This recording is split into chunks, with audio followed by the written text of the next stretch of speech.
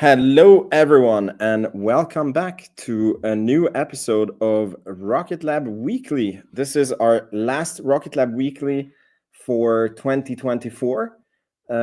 We are looking ahead of a very, very exciting new year, 2025, in the space industry.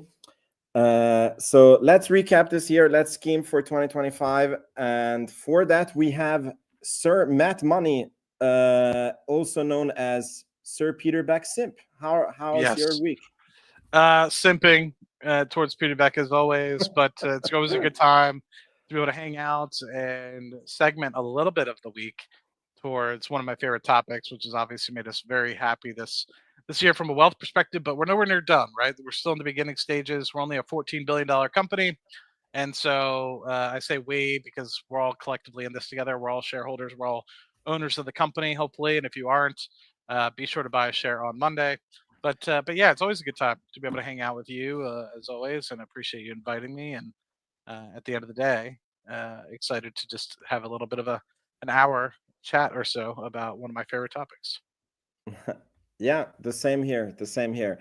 So I was thinking we go through the Rocket Lab news this week, and then we go through space news, which there are not so much this week, and then I think we can look into what we expect in 2025 from the space industry, Rocket Lab. Some overview, and then maybe we can take questions from the audience. Cool. So let's start with the first news of the week. If I can get it up on the screen. Let's see. No, not this one. This one was the first. So first of all, we're getting more and more pictures of the Neutron launch pad. And that means that Neutron is ever closer to its first inaugural launch. When you look at these pictures, I'm like, I don't know what is missing, because technically, like, there's tanks, there's a water tower, the rocket can stand on something. I know maybe like not all the asphalt is done, but I'm not sure if that's 100% needed. So how do you think the progress on this one is looking? I think it's looking good, man. I think what I'm just looking forward to most is maybe some disconnections up from the water tower to the rest of the pad that you see there, and then hopefully within the next coming months we can start getting a mock-up um, on the Neutron launch system. So it should be looking pretty good here. Looks like you have Yeah, pretty much everything, in my opinion. yeah, definitely looks like we're in time for a 2025 launch. The Cool. rocket is missing. Damn it, Vince! Why couldn't we state the obvious? Exactly. Uh, cool. So the next one is this one, which is a slight recap of what Rocket Lab has done in 2024. So they have put 600 kilowatts into space, which could power over 650 homes, 12 fast EV charging stations, or 12,000 street lights. I just felt like this was worth. I'm not sharing. What's wrong here? I'm seeing Twitter. Do you see? Do you see it now? Yeah, I see it. Awesome. So I mean, this is I mean, one of those sweet statistics. We looked at a lot of statistics last week. This was not mentioned. This doesn't mean so much to me because I don't know. I wasn't. To be honest, I don't know how much kilowatt hours each satellite means, so I don't know what this translates to. But it still feels like this is something, right?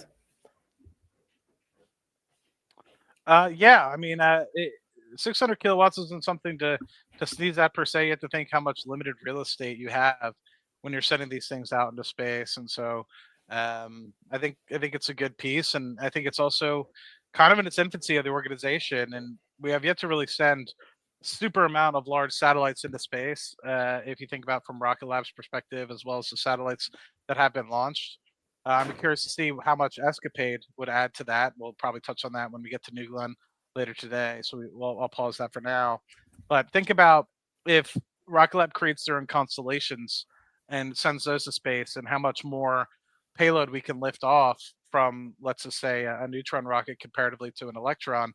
How much additional power would we actually be able to put up into space? I mean, if you think about the lift capability of a single Neutron comparatively to what we have for an Electron, it's about 40 times the amount of payload on a consistently reusable basis. It's even more so. I guess let me do the quick math here. It's about 50, 55 times more if you're doing a fully expendable Neutron. So overall, it's going to be really good to see how this number continues to increase over time. Yeah, yeah. Yeah, I saw these comparisons between SpaceX and Rocket Lab, and people were like, yeah, SpaceX did like 150,000 tons this year to orbit, whereas Rocket Lab did like, I don't know, like 30 tons or something like this. And I don't think it's a fair comparison because it's a different class of rocket. So definitely when the Neutron starts ramping up, then it's going to be more of an apples to apples comparison. But then they will have Starship already, so then yeah, maybe it will not. Yeah, they switch up one, and we increase to a new size vehicle, so it will still be. Ah, we have a new member to your channel, Scott Cross. Yes, I want to give that.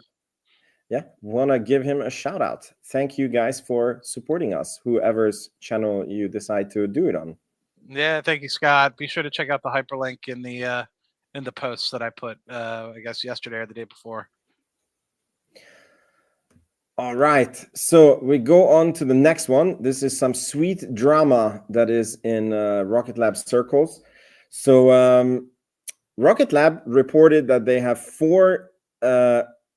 Like Varda has ordered 4 spacecrafts from them, and our Mr. Scotto was part of a interview with Varda CEO where he said that they have 3 spacecrafts ordered from Rocket Lab, and then when Scott asked what about the 4th one, he said no, we only talked about 3 with Rocket Lab. And Rocket Lab in their presentations even today still has that Varda has ordered 4 spacecrafts. And so basically in an FCC filing, Varda now disclosed that their 4th spacecraft will be named W4, is entirely designed and manufactured by them.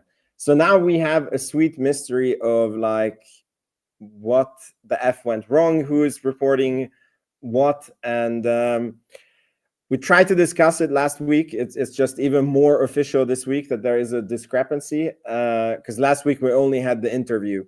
Now we have it written in an FCC filing. So Matt, have you heard about this? And do you have any conspiracy theories of why this discrepancy?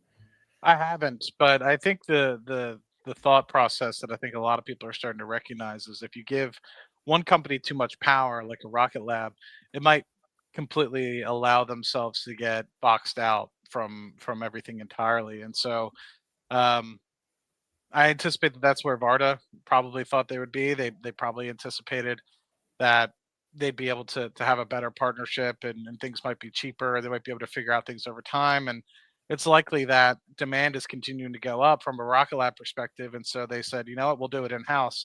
I have a strong belief it's kind of like Palantir, right? A lot of people will try to do things on their own and then eventually they'll come back. I wouldn't be surprised if this is something that you see with Varda, but all the best. I wish them. I know that they've launched things now off of a SpaceX rocket and the Falcon 9 rocket, and I know they've been customers of Rocket Lab. So hopefully we can at least continue that partnership with respect to the launch.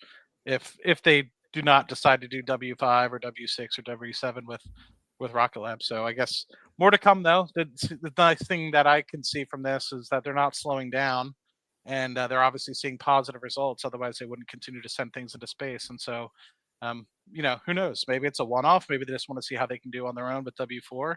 Maybe they'll be back for W5, W6, W7, or maybe they'll form a partnership or something of the like. So yeah, interesting to see. I knew something was going on because at least I was surprised that the Falcon 9 transporter was getting involved for one of their launches that they had for Varda. So Yeah, yeah.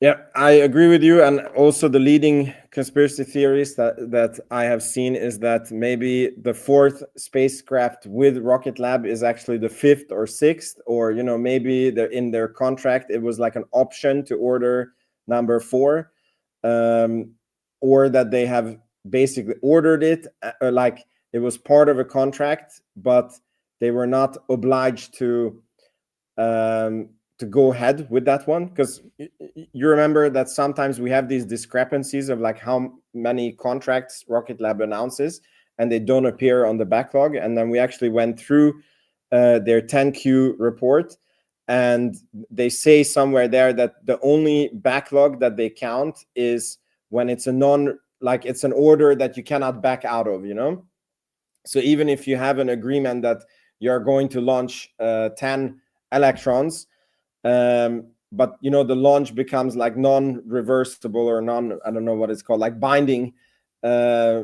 once they confirm something, then it's not, the 10 launches don't appear in the backlog despite them having announced the launches to the world. So I suspect it's something like this with Varda. God kväll. God kväll, Andreas. So yeah, believe it or not, this was all the Rocket Lab news for this week. It's a very it's Christmas week. Not much is happening, but there is a lot of things in the space industry happening, and one of them is that this baby did its first hot fire or no, what is it called? static fire. Static fire, exactly. Thank you. So they did the first static fire, and on the same day they got the license to finally launch New Glenn. I just want to play this. I love the sound of rockets. So I do too, man. I don't think. Okay, I didn't listen to it. I was listening to it late night, so I didn't actually listen to it, but I saw it. I'm curious to see what it sounds like. I'm pretty sure it's not going to work, so I'm like resharing it because for some reason my sound never works. So I reshared it. Please let me know if there is no sound. Here we go. 3, 2, 1.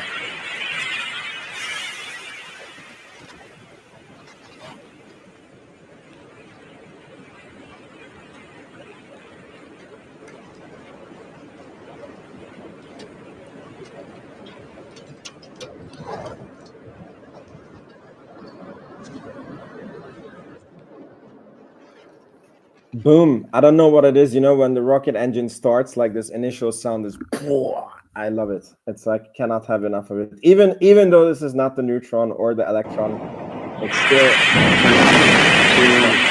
1.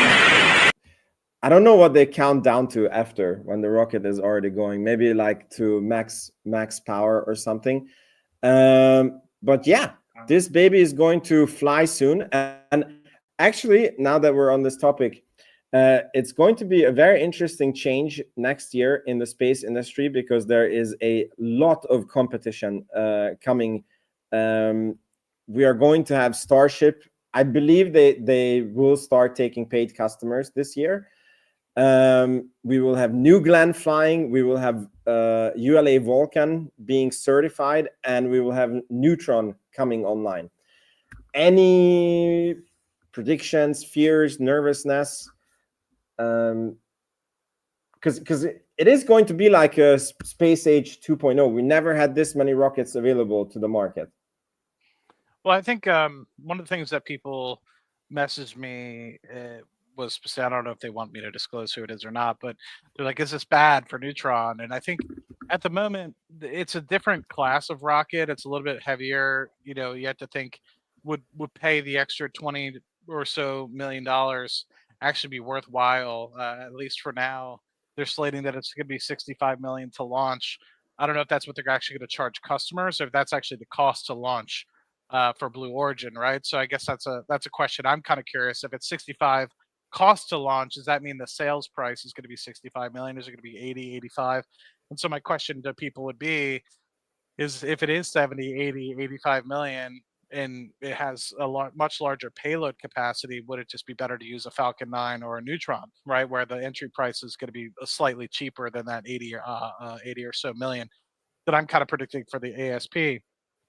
But also at the moment, you kind of have to look at this New Glenn, specifically this launch, as a very symbiotic relationship right now between Blue Origin and Rocket Lab due to the fact that it's going to be carrying the Escapade rockets, I think. Is I would it? No, anticipate. I think it's ASTS. I think the Is it first. ASTS? Is that what it says? I'm actually not sure now that you. Because at least for the, I know that the Escapade rockets were going to be the first thing on New Glenn, but I know that they were delaying it, but that was the delay. So Does anyone in the comments know what they're? I'm glancing over it, but I don't see if they're mentioning who is. I mean, it might be a demo weight that they're launching. It might be. So I'll have to do some research on that. But New Glenn is supposed to carry Rocket Lab satellites, whether it's this launch or the next. I know when this was slated for early December, this New Glenn rocket, it was supposed to carry the Escapade. And if you remember, so Yep. people are having some mixed comments. It's supposed to be, what is it specifically for? Space reusable. Blue Ring this launch. But what is the Blue Ring? That's also, I saw that in the article. I don't know what Blue Ring is. You see, this is not Blue Origin Weekly. We are not so well versed in that company. So yeah, I mean, regardless if it is successful, Escapade will be at least on New Glenn, whether it's this launch or a different launch. So in that respect, should be positive. My fear is though, is that if they fail this launch, then it would obviously delay the Escapade launch until likely late 26 or early 27. So that's kind of my other thought process around what this is. So yeah, I'm curious to see if we'll hear more from it from Rocket Lab. If it seems like there's mixed, some people are saying that it is going to launch, some people are saying it's not. So curious to see if Rocket Lab will eventually, with the news and everything coming out, if we'll at least be able to see it on X over the next week or so. Yeah, we're going to see it. And by the way, regarding the competition, I just want to say that for all these rockets, like in the rocket industry, I think that there is a time between like selling a contract and then delivering it, and that lead time is probably 1 to 2 years currently, especially if your rocket has been in development. It could be that the New Glenn is booked up the first 10 or 15 flights. So I think that if you want to keep tabs on how the competition is doing, you need to weigh the contract announcements, because I think that New Glenn is sold out for 2025, or should be, maybe even 2026, maybe even 2027, and it's the same with Neutron, because they're flying once this year in 2026. As I understand, they have their first commercial customer.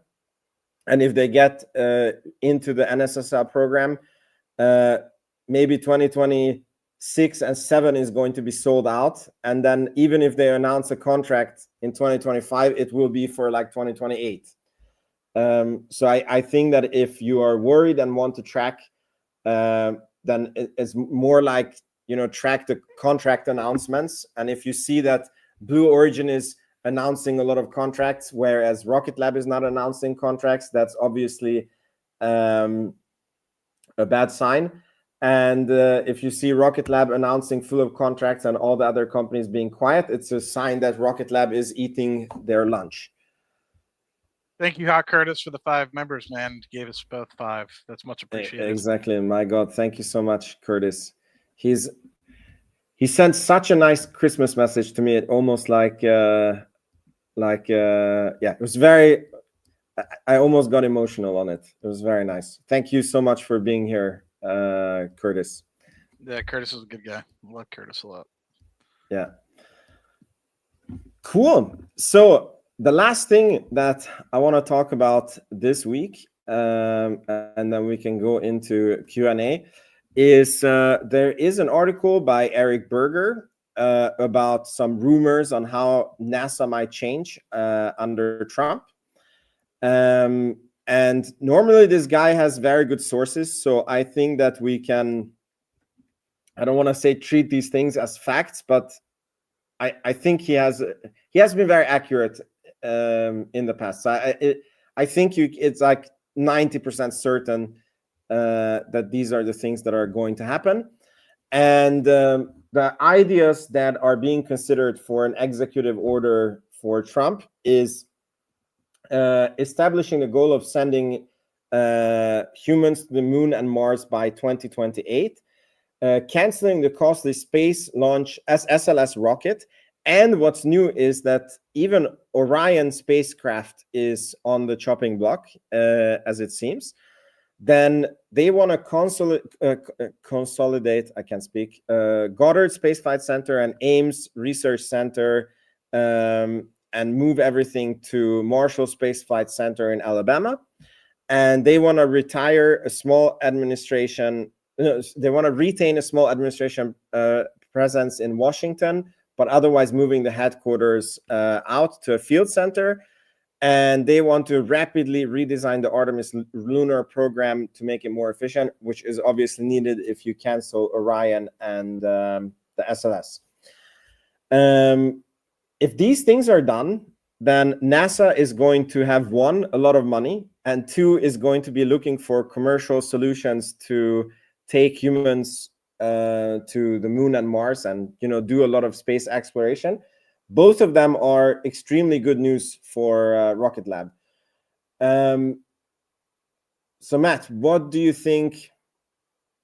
How bullish is this for Rocket Lab? I have no idea. I think that the SLS, that canceling the SLS and Orion, I think will save 30 billion for NASA. Can that be correct? I don't know how much the consolidation. I cannot speak. How do you say this word? Consolidate. Did I say it correctly? Yeah, that's right. Yeah. So if you consolidate Ames and Goddard and the Alabama into one, that should say, I don't know if that saves a few billion or just hundreds of millions. So yeah. Yeah, I'm not 100%. I mean, hopefully it allows, if you think about it, I mean, maybe this helps if you do consolidate some of those branches and allow yourself to maintain a similar budget, then it might allow you to actually do more in terms of actual operations from a getting to orbit perspective rather than, operating expenditures for keeping 3 different sites alive, right? So anyway, just some thoughts there. Yeah. I mean, I more meant that the SLS, like if you cancel that, right? Like that was the solution to land on the moon and go to Mars, right? And it was like a $30 billion budget. I think that's what has been spent on it already, and it's like tens of billions more that should be spent on it. And that means two things: that you will have money in the coffers, right? And then you will be looking for commercial solutions to replace SLS with. And I mean, if not everything, like if not all of that money goes to SpaceX, because that's the worry that a lot of people have, that Elon is buddy with Trump, and then he will take all the space contracts. I'm sure he will take a lot. I very highly doubt that he will take all. Then this should bode really, really well for Rocket Lab. No? Yeah, I think this coupled with the operating software that's going to be on the Blue Ghost, which is Firefly's lunar lander. I think both of those will play a stepping stone into whether or not and how much Rocket Lab potentially plays into sort of these Artemis moon missions going forward, and where does it play. So I mean, I think you have multiple things that are kind of shaping up I think first and foremost, the fact that Rocket Lab is here to stay, has 500 million in the bank that they can use, and they're getting closer and closer towards profitability. And you have more and more people leaving. Boeing, SLS, obviously having struggles, and a few other companies continuing to struggle as well going forward. I think it only bodes well for Rocket Lab, and I think it'll open doors just based on the fact of being at the right place at the right time. They might not necessarily have wanted or thought about doing some of these contracts, but with the optionality, it might do well for them. But at the same time, it seems like Sir Peter Beck and Adam are very adamant about making sure they don't take on too much. And so my curiosity is, at what point do you, I guess, take on too much, right? And to me, I guess it all just depends on what is too much, right? Do you have, like, I think Electron, they have that off and running. That's its own separate entity.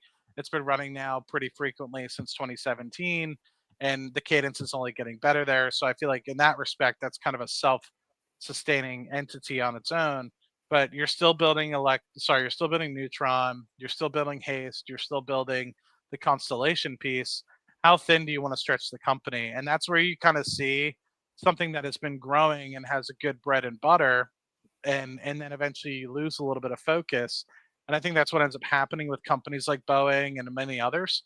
And so it's, to me, it depends. You want to be a jack of some trades but not all trades, because once you get into a jack of all trades, you lose focus of what the purpose of the organization is. And so I guess my question is really trying to understand, what is exactly the MO for Rocket Lab, and does it fit into their three-tier purpose system, right? The obviously the launch capability, the satellite construction, then satellite operations piece. And if it doesn't really fit into that, I hope that they just don't lose focus and start to do things that, don't build into that end-to-end space mindset. So anyway, just some thoughts there. Yeah, thank you for that. When the 50% dip, yeah, we're all waiting for that. But you know what's funny? All the guys that are waiting for the 50% dip are going to say, it's at $12, it's going to go to 8, so I'm not buying yet. I promise you this. I've seen it too many times. See it all the time. See it all the time. Yeah. So I think this is the end of the normal segment that we do. As I said, this week has been very thin. There was a thing called Christmas, and a lot of people are spending time with the family. And I guess Sir Peter Beck and the Rocket Lab team are doing the same, which they should be. So they recharge and they can make 2025 amazing. So I think we can do a little bit of Q&A, and if you guys have any questions, you can put it in the chat. I saw somebody asked, what is our price prediction for next year? I highlighted it. I don't find it now, but you know who you are. So I'm going to ask you, Matt, what do you think the stock is going to do? Give us some financial advice here. Not financial advice. Last time I wrote an article on Seeking Alpha, which I've been meaning to, and apologies for my delay in writing an updated article, obviously about Rocket Lab. That prediction had it at about $15 for year end 2025. But of course, that was before we had a lot of catalysts. And so this was going back into August. And if you actually look, let me share my screen if you don't mind. Let me post this in here. Hopefully it shows up in your chat, but if not, I'll independently put it in. We've been having issues with StreamYard off and on, actually, a little bit for some folks. So just recognize. So anyway, I posted in the chat on my stream the actual article link, but let me actually share the thing here. So this is before, so apologies. This is a little bit zoomed in, but let me zoom in a little bit more. You can see actually in this graphic here to the lower right, the two articles that I've written now about Rocket Lab. And obviously the second article was around the $8 range, I think, or sorry, 674. I rated it a strong buy, and obviously it's up 300% since then. This was August 2024. So few months past when I've written in the past, so I need to take that opportunity now, um, to take a writing on this piece. So I put that link in the description for you guys. But even still, I think that had a price target of $15 by year end 2025. That was before we had obviously this big 300% run up after that article was written. I still think if you were to think about where Neutron is in terms of where it is on the spectrum of getting launched, and it does get launched, then I don't see a reason why this company shouldn't be worth $20 billion. And the reason being is not for financial reasons, not for the fact that they're going to be rated at, let's say, a 10 times earnings or a 20 times earnings. Because let's just be frank, I don't think that at the moment the company can be valued in that respect. What I think I would value the company at right now is how much money would it cost to replicate what is being done at Rocket Lab. So, in order Mm. to be able to do the space systems that they have, the solar reaction wheels, etc., and all of the kit that they've been able to pick up, think about the Virgin Orbit facilities that they picked up for pennies on the dollar. Think about the different facilities they've built in Virginia to be able to have all that, to replicate all of that over time, and with the expertise that they've had since 2006, and to be able to sustain, I think you would need about $20 billion if Neutron gets off the ground. And to think, I mean, at that point, there really only is several other companies that are pure kind of space companies that have been able to get to that point at that point, which would be Rocket Lab, Blue Origin, and and and SpaceX. And I'm not counting ULA, or I'm not counting Boeing in that respect, because they have complementary businesses that space isn't directly their physical business. So they can kind of steal from one to pay off the other. But if you were to have a solely strict space company and build it from the ground up, that's where I see that $20 billion valuation. So that would put the stock, and that's at a fair valuation, right? Like, I'm not saying the pendulum is one way or the other. I'm saying like in the middle, because I could easily see it where it gets to a $30 billion market valuation by the end of next year because of hype, right? Just because people are so into space and the things that are there, and that would put it at a $60 per share price target. But for now, just kind of like an even ground, no big hype or anything like that. I would put out a $20 billion valuation, because I think that that's how much it would cost to replicate what this company is doing. That is an interesting viewpoint. Yeah. Um, yeah, I don't know what to say. My predictions on the stock price have been horrible. As of mine, sorry? As of mine, so don't feel bad. Yeah. I mean, I do feel that on the short term, like, we are due for a little pullback or going sideways, but I wouldn't be surprised to see the stock at year end at what you said, like $30-40. But I would not be surprised to see the stock at $16. Like, I feel that right now there's a lot of positive momentum on, and it doesn't have to be like a Rocket Lab thing either, because when the stock price was down in the fours, it wasn't because Rocket Lab was doing bad, it was because the macro was doing bad. Like, all the small caps were categorized into one group, and then all the unprofitable small caps was categorized into a subset of that group, and then they were just punished into oblivion. And now I feel like certain companies just got rewarded into the moon. And I think any slight, like, the market can react very bad to any slight delay with Neutron. If we don't get maybe the Mars sample return, but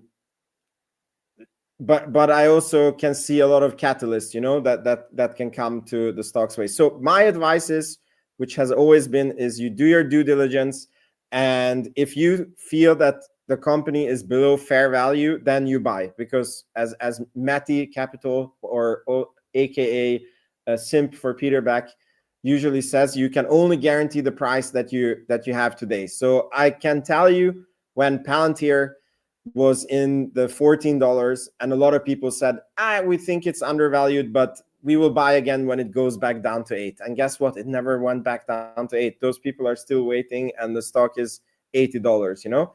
And the same thing can happen with Rocket Lab, that we just go to the 40s and we never go back to the teens.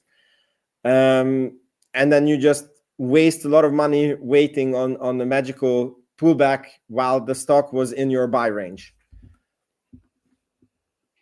No, 100%. I mean, to me, I think the company right now, it sounds very like rudimentary and it sounds very simple. Sorry, go ahead. No, it's as Julian says, I can't imagine it going back to 16. I used to be in this group who couldn't imagine certain stocks doing certain motions. I got disabused about this idea. So I think if the Fed would announce that the US economy is doing too strong, or inflation is coming back and they're not lowering interest rates anymore, and there's some bad things happening in the Middle East, I think that could send the stock down, which is without the fault of Rocket Lab. Like, Rocket Lab can still be doing insanely amazing, and the stock can go down to 16. Yeah, I mean, I'm very bullish on the company. I agree with you. Well, I think that in the long term, the company is obviously going to go way north of $40 a share. I mean, I have $40 puts sold for, so like in the money puts sold for January 2027, and That's pretty good.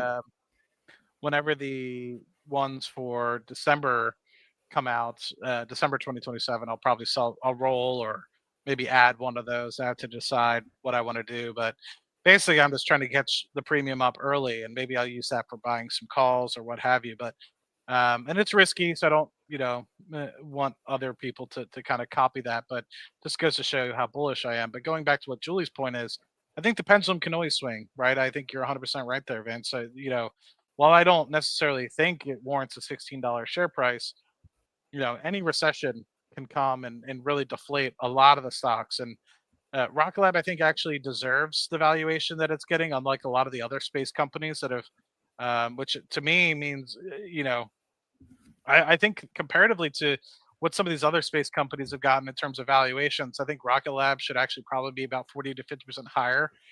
If you were to have the hype built into it, like some of these other space companies, because some of these other space companies have just absolutely ran a couple 100% comparable to what Rocket Lab has. They don't have nearly the product or expertise or execution ability that Rocket Lab does. So why they're running in a comparable way to something like Rocket Lab is kind of a head scratcher to me. So my fear is for a lot of people out there, and this is kind of where I see a lot of people heading. They're getting into companies that are maybe sub subprime. They're not necessarily the best companies to probably dipping your toes into. There's a potential high risk, high reward situation there, and they're putting the same sort of risk profile that they're putting on a Rocket Lab as they are into these new companies. And so I think some people might get burned. And so, I hope that people continue to do well, but I see a lot of people putting a lot of money into a lot of what's the word, tertiary or yeah, I guess tertiary is probably the right word, kind of space companies, hoping for the same sort of result of a Rocket Lab.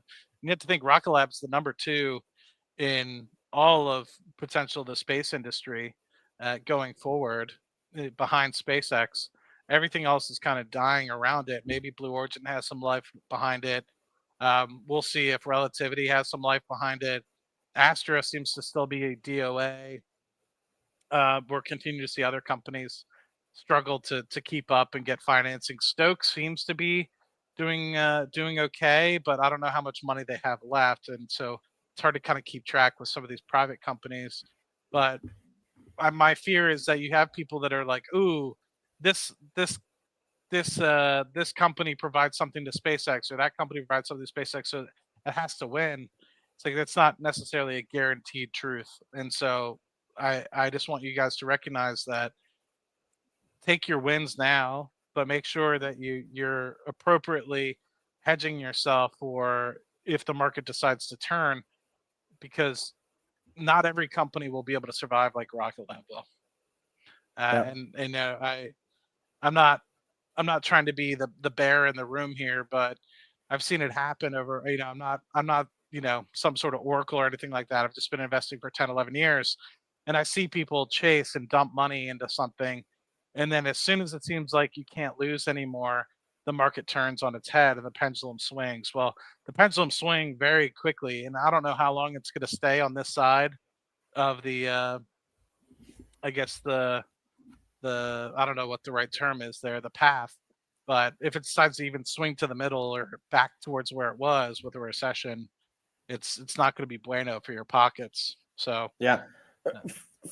For example, one thing that like a lot of people are super bullish about Trump, and I am too, but the Doge, like I think that how do you call it? Like Trump does not need to get reelected, and he has a lot of radical ideas that he wants to get done. And if I was him, I would take all the pain in year one. Like I would make all the the catastrophe decisions in year one, because then you have 2 to 3 years to like undo the, like how do you call it, like to get used to the new system. And then like for example, if you make super much cuts on the government spending, like that is going to hurt the economy, right?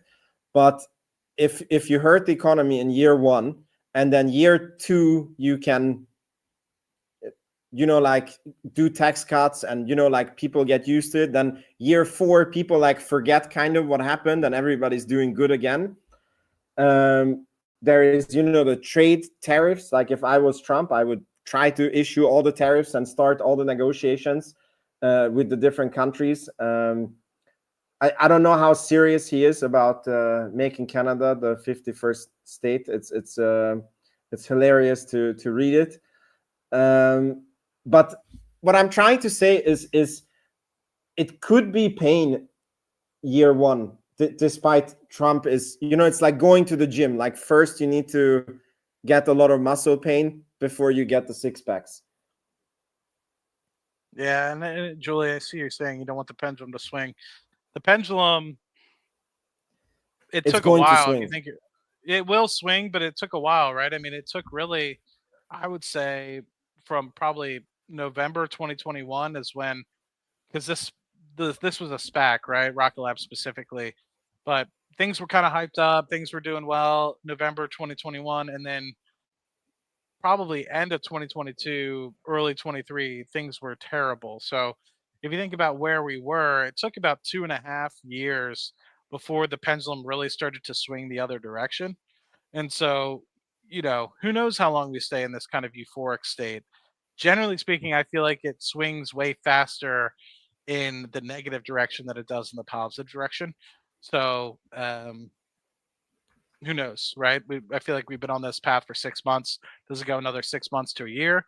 I could see that, but just for everybody that's not investing in high quality companies, just be careful. And there's some great ones out there, like Curtis was mentioning Redwire. I think Redwire is good. I've looked at their financials; they seem to be in a good space. But to me, some of these other companies, it's like, who are they still going to rely on? They're still going to rely on SpaceX. They're still going to rely on Rocket Lab. They're still going to rely on Blue Origin to get to space. So to me, it's like, why invest in those tertiary companies when you have a company that's already making satellites? You have a company that knows how to operate satellites. You have a company that knows how to launch the satellites. Like, to me, it's like investing in, I don't know. I'd have to think of the comparable, but it's like investing in Qualcomm when in reality you want to just be owning Apple. It's like investing in instead of buying Bitcoin, you buy the Hoktua coin because it's also crypto, and crypto is going to do well. Yes, yeah, something like that. I'll have to perfect it. I'll have to perfect my analogy, but you're on the right track there, Vince. Yeah. So 2025 is coming. What do you think is going to be like? Which stocks are like? We know we're hot on Rocket Lab, but other than Rocket Lab, what sectors do you think are going to do well? Do you have any stocks in mind? Hug to a coin we should buy? I'm full port on Fartcoin, like Curtis is talking about. No, I think I was telling you a little bit before. I mean, one of the things that I've been slacking on, which now I'm starting to kind of fully recognize now that I have a little bit of a time and really perspective to really think about it, is definitely some Bitcoin. I already have a decent amount, so I'm not trying to start from zero here. I already have, over a coin, in terms of equivalent, and so my hope is to add 2 to 3% of my salary, and then I'm running options against some of my positions on Bitcoin as well. Whatever profits I get from that, and this is something some of the members have already seen me kind of do. Um, I take that profit, whether it's a couple $100, $400, whatever, and I roll. Whenever I roll it, I say, "All right, well, I rolled, yes," because I always roll things. I don't generally close out and then open new. So even I roll it, I'm still taking profit most of the time. Like, I'll roll it because it's already 90% profit, so I'll roll it for the next month or so. I'm not rolling for a negative reason. So don't take that connotation as if I'm rolling to just like get more money or go farther out and strike price. I'm rolling because I generally write more short dated options.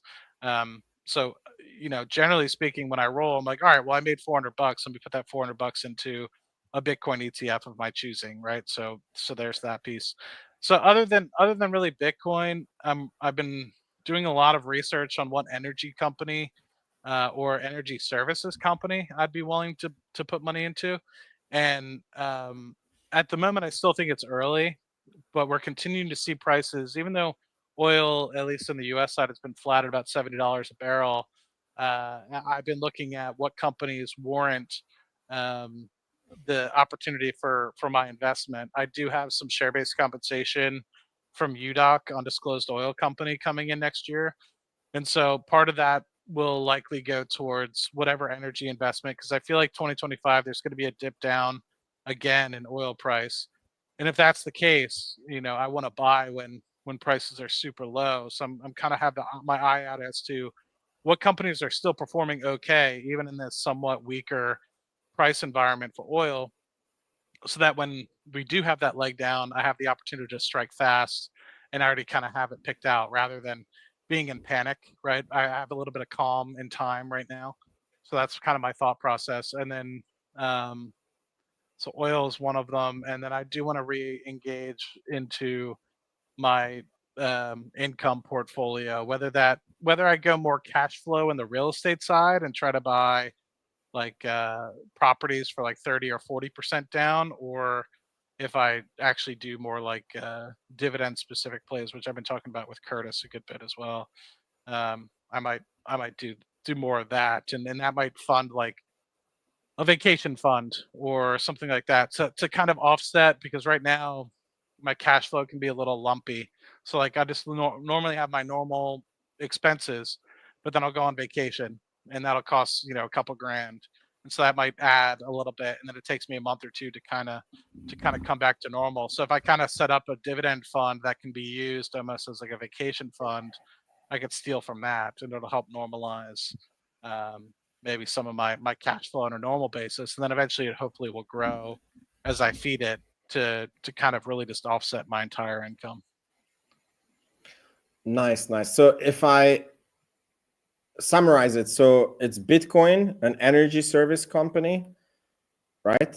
That you're very bullish on. Is there some other thing that you're looking at? Sorry, what was the second one you said? I cut out. An energy service company. You didn't Yeah. mention which company it was. Yeah, I'm still looking at which ones, for that one. It's either the actual oil and gas producers or the service companies. So something like Liberty Energy or something like that. I could see Halliburton, Schlumberger. I don't necessarily know if I'm going to do the actual oil company or service company. Both, I think, in a down market are good to buy into, but I haven't chosen which one yet. I have some higher tier players that I'm looking at, or like high graded players that I'm looking at. But and then in terms of the dividend stuff, I'm still gambling, not gambling, that's not the right word. I'm still pondering whether I do something, that Curtis was recommending, which is more high What yield, or what is the you mean the SPYT, right? yes, yeah, that's what him What and I is have been that? chatting about. Yeah. It's like a covered call ETF specifically around the S&P 500, and so they try to keep the net asset value at around $20 a share, but they also try to yield out 20% through return of capital and also the options income. And so I've been looking at that, or do I do an XYLG, which is also a covered call ETF, but that one more so is price appreciation coupled with a little bit less yield. So that would probably only yield you 4.5 to 5%, but you're going to track closer towards what the S&P 500 is. You're always going to underperform because you're writing covered calls in terms of the principal appreciation, but at the same time, you get a little bit more income. So it kind of just depends on what you're going for. Do you want to continue to have the price appreciation, or do you want to have a little bit more of the income aspect of things? So that's the one thing that I'm kind of looking at is for SPYT. That's only come out since March 2024, and so there has been some 5 to 10% pullbacks since it's come out, but we've always been in a pretty upward trend. And so it's very easy to look at it and say, oh, it's always going to hold $20 forever. But what happens if we have an extended drawdown like we did in 2022, right? How is it going to react? And that's kind of my fear with some of these covered call ETFs, right? So How much? Because I also have seen articles and comparisons that the cover call ETFs like underperform the S&P 500. But is it like a little bit of underperformance? Like if the S&P 500 is 10% and then they make 8%, or is it like this year the S&P 500 did 30% and they did 8? Or it really depends. So let me do a quick example here. Let me share my screen. Sorry, I know this is completely off topic for Rocket Lab Weekly, but I think it's important for people to see. So this is the normal S&P 500. Let's go for the past year. Yeah. So you can see it's up about 24%. And if you had something like SPYT, keep in mind this doesn't include the dividends, right? So this is just the principal.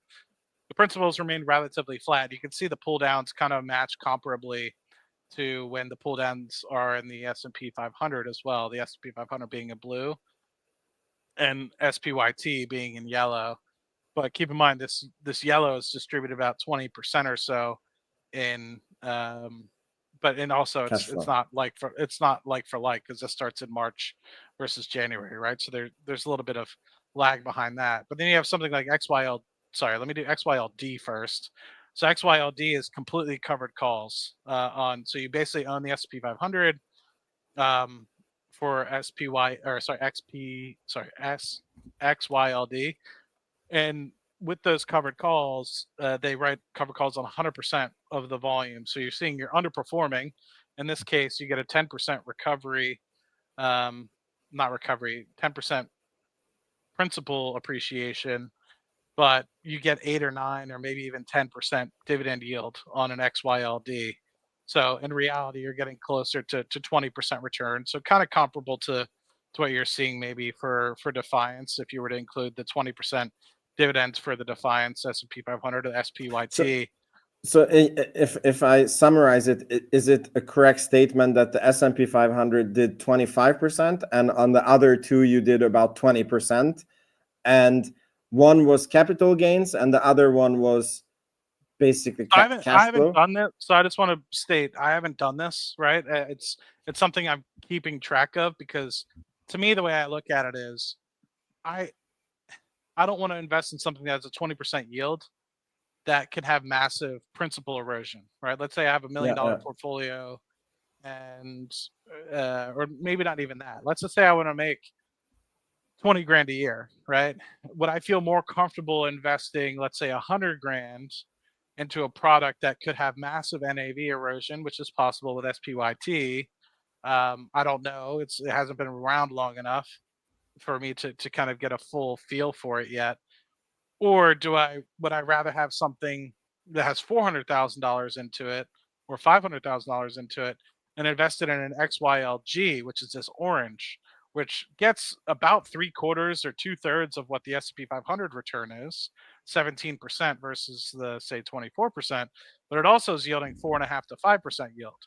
And so to me, it's like, where do I want to be? Do I want to be full income and keep my principal flat, even in a bull market? Or would I rather be something like in this orange or blue, where blue being, this, keep in mind, this is a bull market. It's the same exact underlying piece, which gets you a 10% return versus the 24%. So you're underperforming here by 60%, right? 24%, 10%, that's literally 60% less in total return from this blue, light blue to this dark blue. But keep in mind, you're also getting an 8-9% dividend yield. So it gets you closer to an 18-19%. So not too far off. Keep in mind, the S&P 500 has a 1.5% dividend yield on its own. So this is probably closer to 26% total return. This Defiance would show up as 18-19% total return. But this S&P 500 global, this is going to get you 4 to 5%. So this could be about 18 plus 4 plus 5. So you're going to get pretty comparable, maybe a little bit of overall return loss. Keep in mind, you have to pay taxes on some of these things or not, depending on what kind of account you have them in. But to me, it's like, I'd be willing to me, that this seems like the best of all worlds is orange. You're getting principal appreciation, you're getting a higher than above average dividend yield. And I feel like you won't have as much NAV erosion. But keep in mind, kind of like what you were alluding to, is the impacts of when you do have market declines. Keep in mind, you're generally speaking, one for one, going to have the same declines as, say, an S&P 500 fund. So you can kind of see they track relatively well in 2022 when they declined.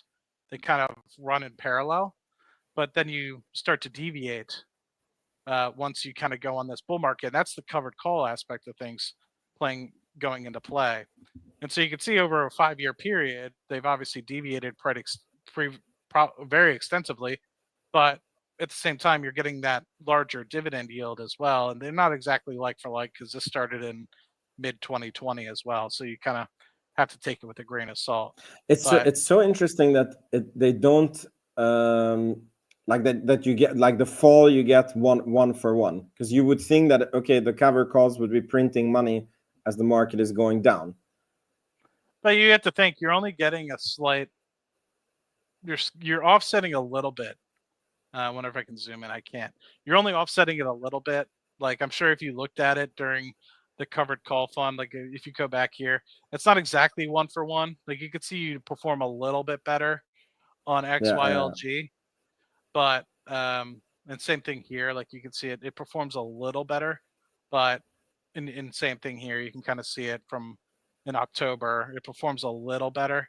But overall, it doesn't make up for the fact that you are massively going to deviate in an extremely bull market. Now, if it's a very flat market, I don't necessarily know how much it's going to deviate, because, like you can see, maybe in this, once you had the majority of the impacts in 2022, it kind of ran in parallel. But it really, once you got to the end of 2023, this October 2023 piece, they really started to deviate again, because we've been on such a bull run over the last year.